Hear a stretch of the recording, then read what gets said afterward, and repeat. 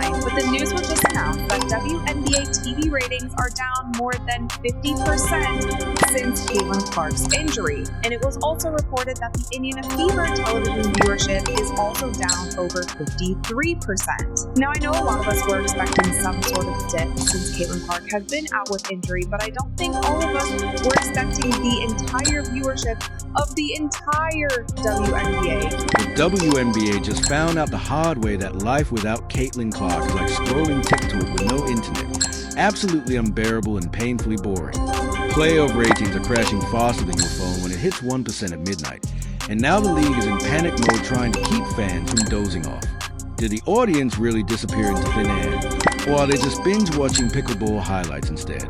Either way, this playoff fiasco is messier and juicier than a reality TV reunion.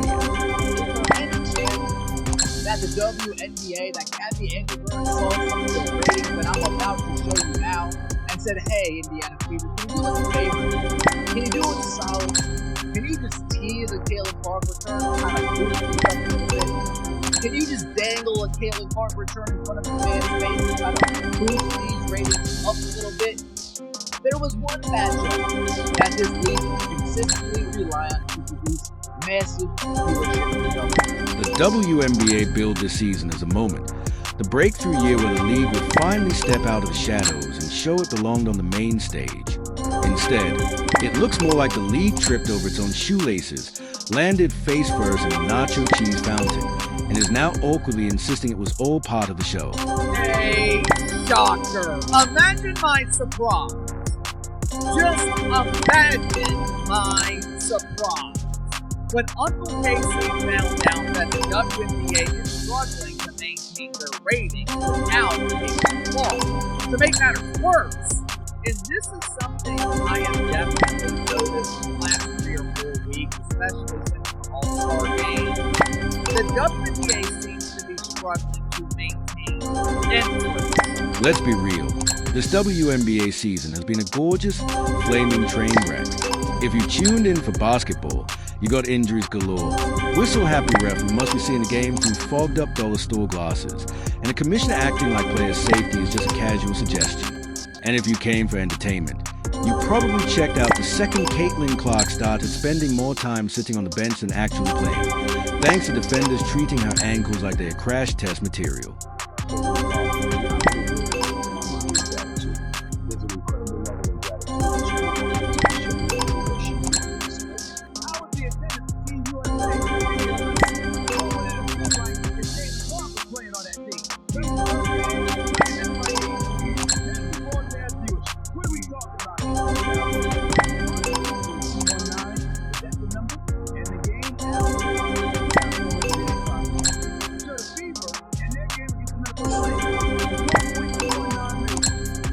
You know it's a disaster when the highlight of the season isn't the games.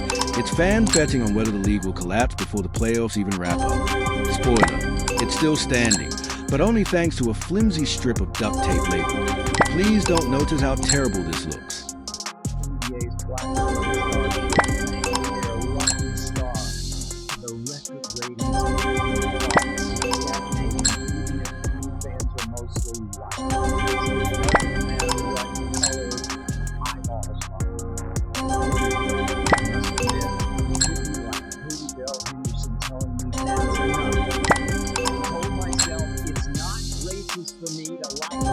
And since we're on the topic of bad, let's talk officiating. This year's referees look like they were recruited from a mall food court between Cinnabon breaks. One still wiping cheese off their face while deciding if it's a flagrant foul. Another seemed convinced they are refereeing a roller derby. Consistency? Somewhere between shaking a magic 8-ball and cracking open a fortune cookie. In one game, a hard shove is nothing. In the next, someone sneezes too loud and gets tossed. If refs had their own stat line this season, it would just read, bad calls every single possession. The WNBA has a problem, and that problem is Caitlin Clark not playing in WNBA games. Now, what all does this affect? The ratings are plummeting. Guys, there's ratings in a couple of these games that are, eye-popping. Now, let's talk injuries, because this WNBA season looks less like basketball and more like an orthopedic surgeon's holiday bonus package. Caitlin Clark has spent more time in recovery than on the court, mostly because defenders treat her like she owes them rent money. Every drive to the rim feels like a new episode of How Hard Can We Smash Caitlin before the ref pretends not to see? And trust me, the answer is very hard. But Clark isn't the only one limping through this circus. The commissioner's office practically sighs in relief every time a star goes down. Perfect. One less headache to market. As if Sophie Cunningham's injury wasn't enough, Angel Reese just said, "You know what? I'm done." And peace out midseason. In any other league, that's shocking.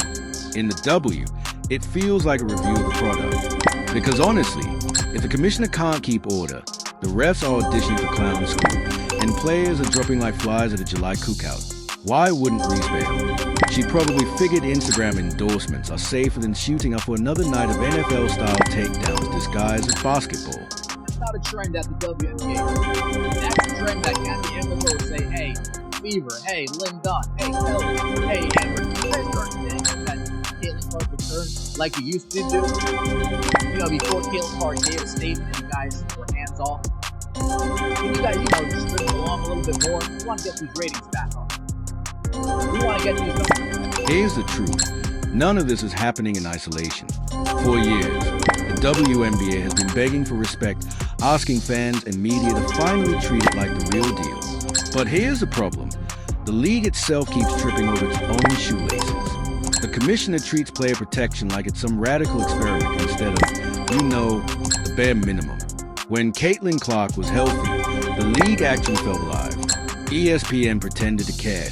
SportsCenter clips suddenly included more than NBA dunks, and Twitter was full of self-proclaimed experts explaining the pick and roll. But the moment Clark went down, ratings tanked faster than Angel Reese's commitment to finishing a season. Turns out, if your entire marketing strategy revolves around one player, and your officiating strategy is let her get decked in the face, you're doomed the second things go wrong. Some fans will say this is just bad luck, that injuries happen and calls go both ways. But let's be real, this isn't bad luck, it's bad leadership. The commissioner is basically a substitute teacher who's lost control of the classroom, doubling down on apathy instead of fixing anything. Stars dropping out? Fine. Refs making games unwatchable? Who cares? Fans leaving in droves? Oops, too late. Indiana, against the Chicago Sky, right after that game, they opened an investigation once again into the fans, where they found nothing, but the damage had already been done at that point. If some of these things happen just one time here and there, there's one certain media personality who's just always saying these kind of things, and whatever. I feel like fans as a whole can be like, okay, whatever, this person is just a hater. But this is something that has happened over and over and over again, and over time, it starts chipping away at how much you're going to actually care and want to support an organization if they continue to do things like that. And players who are still standing, they are stuck in games that look less like basketball and more like a mashup of rugby and pro wrestling. Half the time, you're not sure if it's a playoff matchup or WWE SummerSlam. You're just waiting for someone to grab a steel chair. Meanwhile, the commissioner is still out there in interviews bragging about growth and momentum. Right, just like I grow taller when I throw on a pair of high heels. Calling this season growth is like calling a house fire a bold new lighting design. It's pure delusion. These athletes are putting their bodies on the line, playing through chaos while the system around them collapses. They don't deserve referees who blow whistles like they are hosting a toddler's birthday party. They don't deserve leadership that treats their health like a side quest in a video game. They don't deserve a league that markets them only when it's convenient, then abandons them when things get messy. Yet here we are, the WNBA season limping toward the finish line, ratings tanking, stars on the injury list, and fans openly wondering if the league can even survive another year of this disaster. If this was meant to be the season of growth, then congratulations, it grew into the biggest mess imaginable. Clark thing, man. I mean, it's embarrassing. It is embarrassing what you guys have done. And then people are catching on to your tactics. You got the people on Twitter catching on to your tactics. Like, look at this right here. Look at this right here. It said ESPN didn't want to show the ratings were down from WNBA All-Star Game because Caitlin Clark. Maybe next year the commissioner will actually pretend players' safety matters.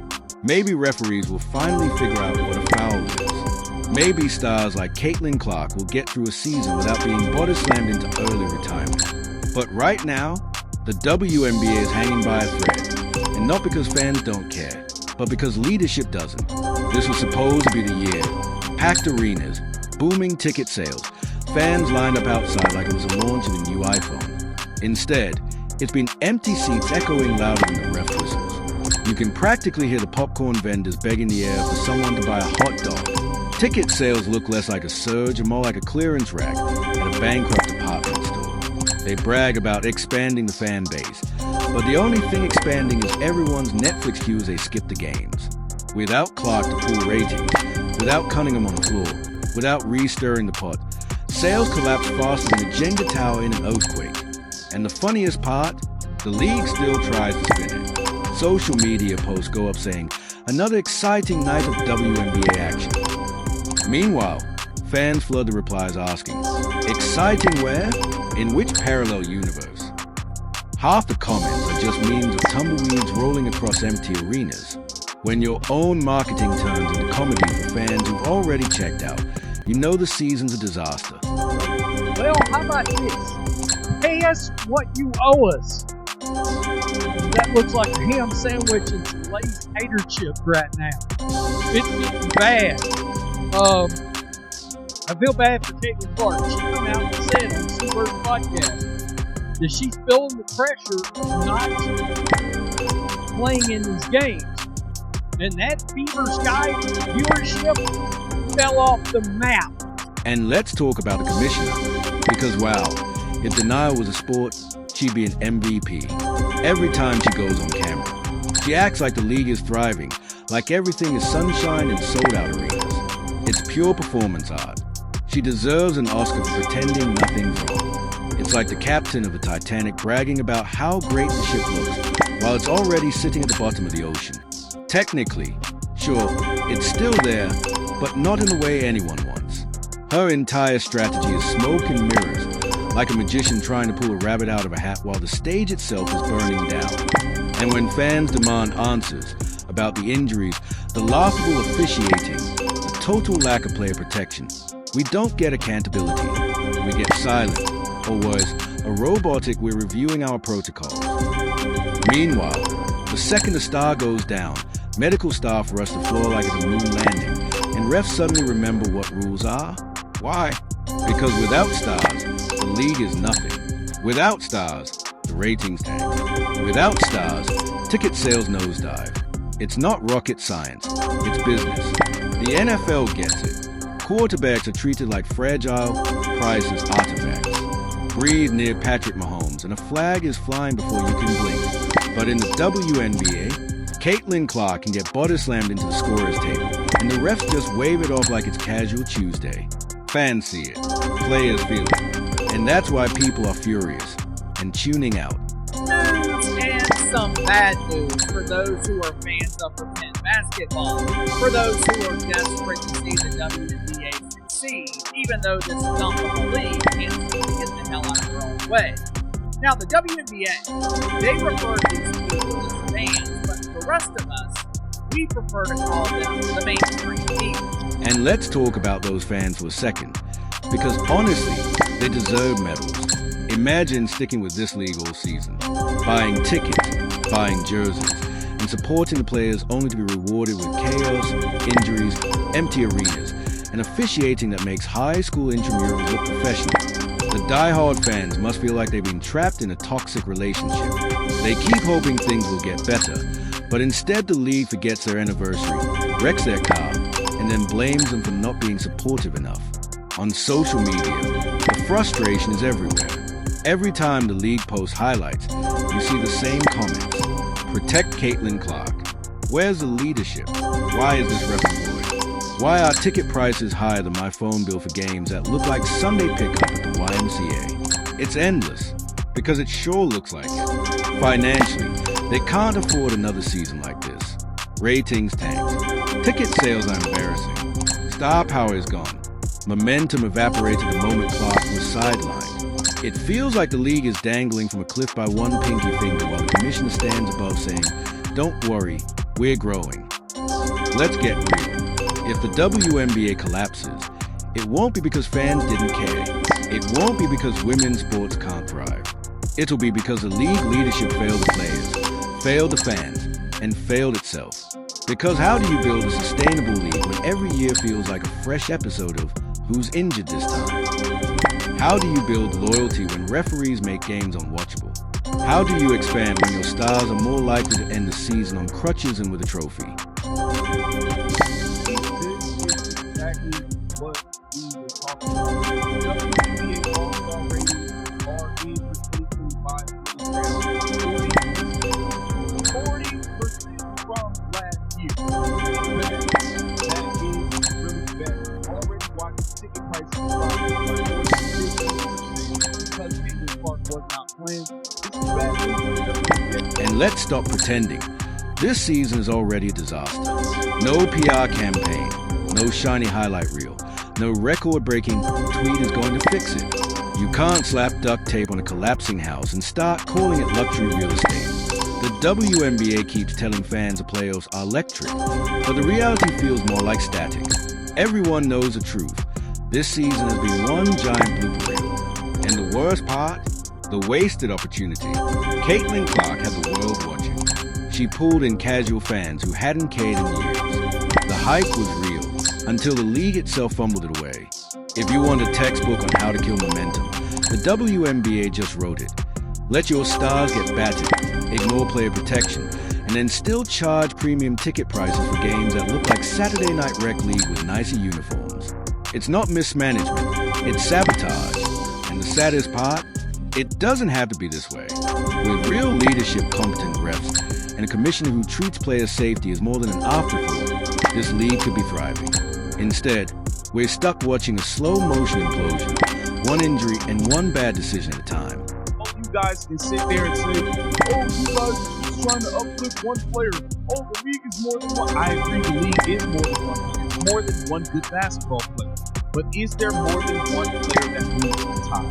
No. So as this season limps to its miserable end, let's stop sugarcoating it. It's a disaster. A loud, embarrassing, can team look away kind of disaster. The commissioner can stand in front of cameras and preach growth all day, but fans aren't buying it. They see the reality. And unless there's a complete reset, real leadership, real accountability, and real protection for players, nothing will change. Because here's the lesson this season shoved in everyone's face. Hype doesn't matter if your stars can't stay on the court. Marketing doesn't matter if you treat your biggest names like punching bags. And fans? They're not going to keep showing up for chaos disguised as competition. Until the WNBA fixes its foundation, every season will end the same way. Broken players, broken trust, and fans left wondering why they should waste their time.